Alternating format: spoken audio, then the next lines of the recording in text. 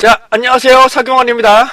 여러분들과 함께 이번에 제공해드릴 동영상은 2022년도 10월 12일에 제가 직접 비대면 강의로 데이터 리터러시 내용이 되겠습니다. 파워쿼리를 활용한 부분이고요. 여러분들과 함께 같이 진행해 보도록 하죠. 자, 여러분들과 함께 이번에는 상관 분석에 대해서 설명 올리도록 하겠습니다. 상관 분석. 자, 연봉 상승률과 선형적인 관계가 높은 관계는 자료는 무엇인가 라고 나오시는데요. 우선적으로 이어서 중요한 거는 연봉 상승률과, 그렇죠? 연봉 상승률과 어떤 변수들이 관계가 있을까라고 보는 겁니다. 근데 여기서 말하는 선형적인 관계라는 것이 뭐냐면 직선의 관계를 말합니다. 1차 직선, 1차 선형이 직선을 말하는 겁니다. 2차라는 것은 이렇게 곡선을 말하는 거죠. 2차 곡선, 3차 곡선 이런 게 나오시는데 우리는 실제로 가독성을 높이기 위해서라면 우리가 가급적이면 2차원으로 표기를 하고 그다음에 직선으로 설명하는 게 좋습니다. 왜냐면 곡선이 되면은 여러분들이 이해하는 정도가 매우 어렵게 돼요. 그래서 1차 곡선, 2차 곡선, 더구나 이제 3차 곡선이 돼버리면 우리는 더 이상 이해할 수가 없는 수준이 돼버립니다. 그래서 우리는 가급적이 뭐란다? 직선의 관계가 있는지 없는지 이런 것들을 살펴보는 관계가 되겠습니다.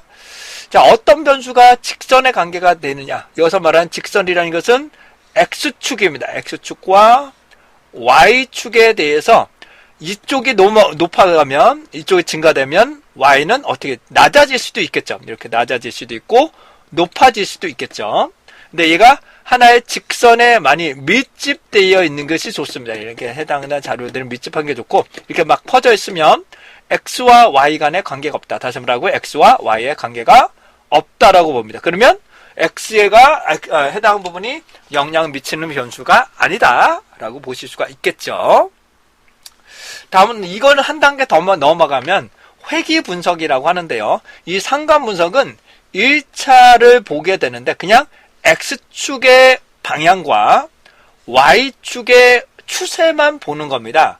정말로 X와 Y의 함수관계를 만들려면 이제 회귀 분석이라는 것을 CC를 해주셔야 되는데 우선은 말씀을 드리면 상관 분석만 쓰는 경우는 그렇게 많지는 않습니다. 생각보다 그렇게 많지는 않고요. 근데 기본 전제 조건은 많이 써요. 기본 베이스라고 생각하시면 됩니다. 이 상관 분석을 기반으로 우리는 회귀 분석도 돌리고 요인 분석도 만들고 여러 가지 방법들을 계속적으로 쓰고 있습니다. 신뢰도 분석도 돌리고 여러 가지 방법을 쓰는데 회귀 분석이라는 것은 X의 변화에 통해서 Y의 변화가 어떻게 되는가를 확인하는 과정을 말하게 되는데 상관 분석과 회귀 분석은 기본적으로 양적인 자료여야 됩니다. 다시 기본적으로 양적 자료여야 돼요. 물론 질적인 자료도 일부러 쓸 수 있는 기법이 있고 방법이 있긴 하지만 그건 좀 어렵고 여러분들에서는 양적과 양적을 가지고 한다. 그러니까 질적은 좀 힘들어요. 그러니까 인구 통계학적 분포나 문자형 정보를 가지고 상관 분석을 돌린다는 것은 비모수 방법이기 때문에 조금 다른 방법으로 접근을 해주셔야 됩니다. 일반적 계산식이 아니에요. 여러분 생각하시는 그런 계산식이 아닙니다. 이걸 기준으로 플러스 마이너스 하기 때문에 상당히 좀 복잡한 관계가 나오게 됩니다. 네, 말씀을 드리면 상관관계가 있고 다시 말해 상관관계가 있고 그 다음에 회귀 분석에서 유의미한 변수가 있다면 유의미하다면 이 변수는 상당히 독립변수로서 적합하다라고 판단할 수가 있습니다. 자, 그런데 실제로 보시게 되면 상관관계는 있으나 회귀 분석에서는 의미가 전혀 없을 수도 있고요. 그건 인정해요.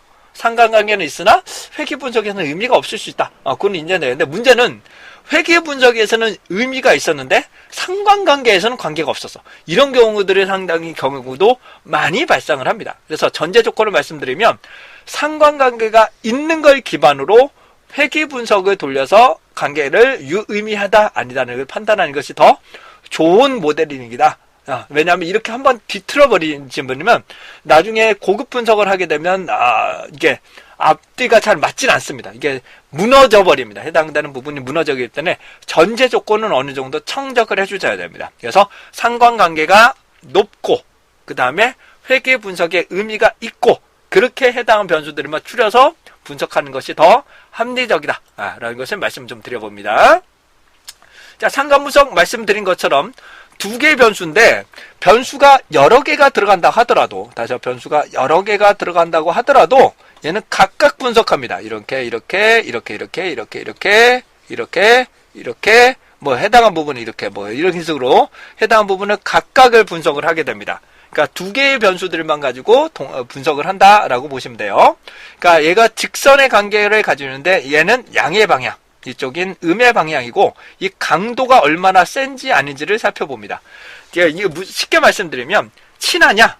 맞아. 친한 건 맞아. 근데 그 친한 강도가 어느 정도냐? 이런 것들을 말하는 것을 강도가 되겠죠. 얘는 강도가 될 것이고 그러니까 파워를 말하는 거 얘는 방향을 말하는 거고요. 네. 그래서 상관 분석이라는 것은 우선은 해당되는 관련이 있느냐 없느냐를 판단합니다. 그 다음에 강도까지 포함을 해서 보게 됩니다. 근데 주의하실 게 있어요. 가장 중요한 게 있습니다. 얘는 독립변수와 종속변수의 개념이 없습니다. 다시 한번요. 상관 분석은 두 변수 간의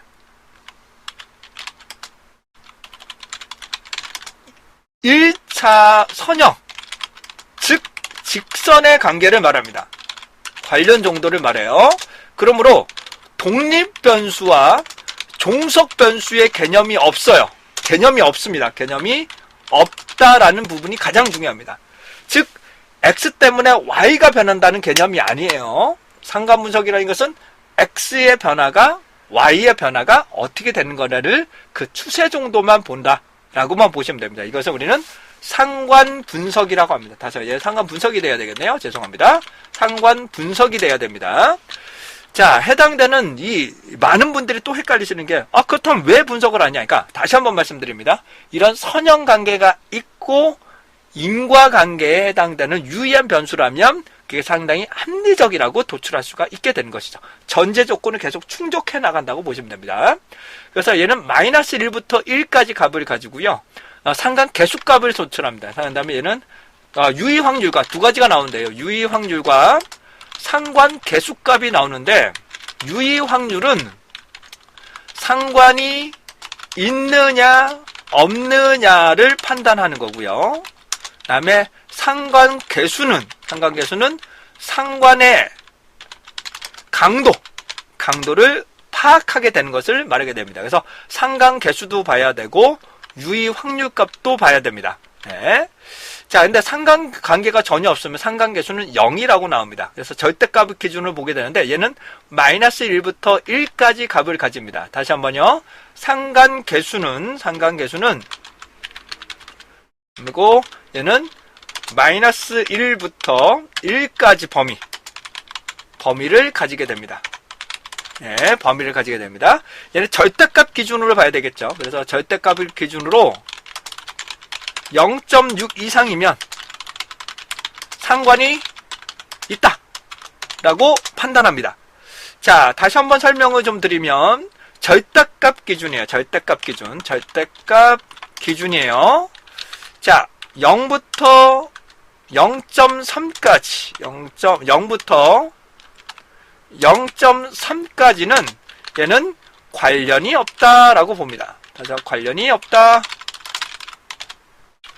그 다음에 0.3부터 0.6이면 약한 관계를 가진다. 그 다음에 0.6부터 0.9면은 관계가 있다. 그 다음에 0.9 이상이면 매우 높은 관계를 갖는다. 매우 높은 관계가 있다. 이렇게 판단을 하실 수가 있습니다. 절대값 기준으로 보게 됩니다. 자, 얘는 양의 상관관계, 얘는 음의 상관관계가 되고 얘는 관계가 없다라고 봅니다. 자, 0이면 관계가 없는 거예요. 다서 상관계수가 0이라면 얘는 관계가 없다라고 판단을 합니다. 이런 공식을 적용해야 되는데 이거 좀 어려우시니까 넘어갈게요. 자, 다시 한번 설명드립니다. 성적과 M8 간의 관계를, 상관관계를 봤더니 유의 확률값은 0.05보다 작기 때문에 의미가 있어요. 다시 한번요. 유의 확률은 유의 수준 0.05보다 작아야 의미가 있다. 혹은 상관관계가 있다. 이렇게 해석을 합니다. 작아야 관계가 있습니다. 얘는 0.05보다 작기 때문에 상관관계가 있다고 보는 겁니다. 그리고 상관계수값을 보니까 플러스 방향이고요. 플러스 방향. 양의 방향입니다. 양의 방향은 X축이 증가되면 Y축의 데이터도 증가하는 추세다라고 보실 수가 있습니다. 자, 그런데 여기서 중요한 거는 강도가 매우 약해요. 강도가. 그러니까는 관계는 있으나 강도가 매우 약하다라고 판단하는 것을 이렇게 보실 수가 있습니다. 자, 다시 한번 설명을 드리면 상관관계는 유의 확률은 상관이 있느냐 없느냐만 판단합니다. 얘는 판단하는 것이고요. 강도는 상관계수는 그 강도를 측정해 줍니다. 자, 그런데 선생님 아까 전에 여기 강도가 나왔잖아요. 그러시는데 제가 말씀을 좀 드리는 이유는 실제로 상관관계가 높으면 상관계수값이죠. 상관계수값이 높으면 대다수 유의 확률이 작아집니다. 네, 작아진다. 그러니까 상관계수값이 높아지면 대다수 유의 확률이 작아지게 됩니다. 하지만 유의 확률이 작다고 해서 상관계수값이 높은지 낮은지 판단하기 어렵습니다. 네, 판단하기 어렵게 되는 게 됩니다. 그래서 얘는 관계는 있으나 강도는 매우 약하다 라고 판단할 수 있는 근거가 됩니다. 다시 뭐라고? 강도는 있으나 상관관계는 있으나 강도는 약한 관계를 가진다 라고 보시면 됩니다. 그래서 우선은 유의 확률 값도 봐야 되고 상관계수 값도 절대값 기준으로 0.6 이상 나오는 것이 상당히 합리적입니다. 자, 유의 확률 값 보시면 얘는 다 상관관계가 있는 것으로 보여주는데 이거는 강도가 매우 약한 거죠. 이쪽도 약한 부분이고요. 얘가 가장 강합니다. 절대값 기준이기 때문입니다. 다시 뭐라고요?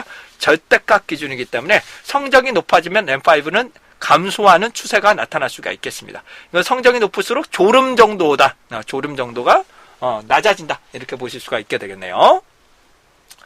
자, 상관 분석은 다시 한번요. 양적 자료로 분석하는 게 좋고요. 독립변수와 종속변수의 개념이 없어요. 네, 그래서 제가 우선적으로 가장 알고자 하는 것은 변수들 간의 관련 정도가 어떻게 되는지를 한번 분석해 보도록 하겠습니다.